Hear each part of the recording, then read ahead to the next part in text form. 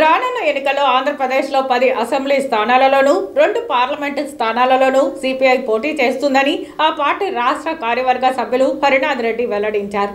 తిరుపతిలోని సిపిఐ కార్యాలయంలో సోమవారం సిపిఐ జిల్లా సమావేశం జరిగింది. ఈ కార్యక్రమానికి ముఖ్య అతిథిగా విచ్చేసిన రాష్ట్ర కార్యవర్గ సభ్యులు హరినాథ్ రెడ్డి మాట్లాడారు.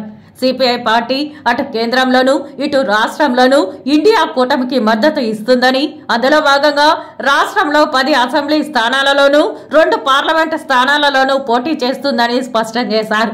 రాష్ట్రంలో జగన్మోహన్ రెడ్డిని ఓడించడమే లక్ష్యంగా తాము పనిచేస్తామని అన్నారు. జగన్మోహన్ రెడ్డి ముఖ్యమంత్రి అయ్యాక రాష్ట్రానికి కొత్తగా ఒక్క పరిశ్రమ కూడా తీసుకురాలేదని, పోలవరం ప్రాజెక్టును పూర్తి చేయలేదని, రాజధాని లేని రాష్ట్రంగా మార్చేశారని ధ్వజమెత్తారు.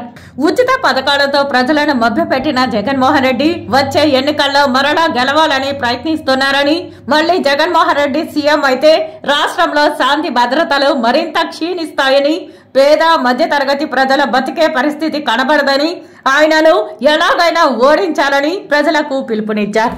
కమ్యూనిస్ట్ పార్టీ ఇండియా కూటమికి సంబంధించిన అభ్యర్థులను సపోర్ట్ చేయాలా, ఇండియా కూటమిలో భాగస్వామిగా ఈ రాష్ట్రంలో ఒక 10 అసెంబ్లీ స్థానాలకు 2 పార్లమెంటు స్థానాలకు పోటీ చేయాలని చెప్పి రాష్ట్ర సమితి నిర్ణయం చేసింది.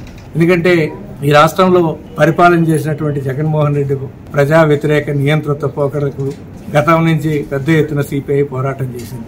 కార్మిక వర్గాన్ని తీవ్రంగా అణిచేసింది. వాళ్ళ సమస్యలు పరిష్కారం చేయాలి. చూసాం, anganwadi, ASHA, mid day meals, municipal వర్కర్లను ఎంత తీవ్రంగా వాళ్ళను అమానుషంగా అణిచివేసినటువంటి సంఘటనలు చూస్తున్నాం.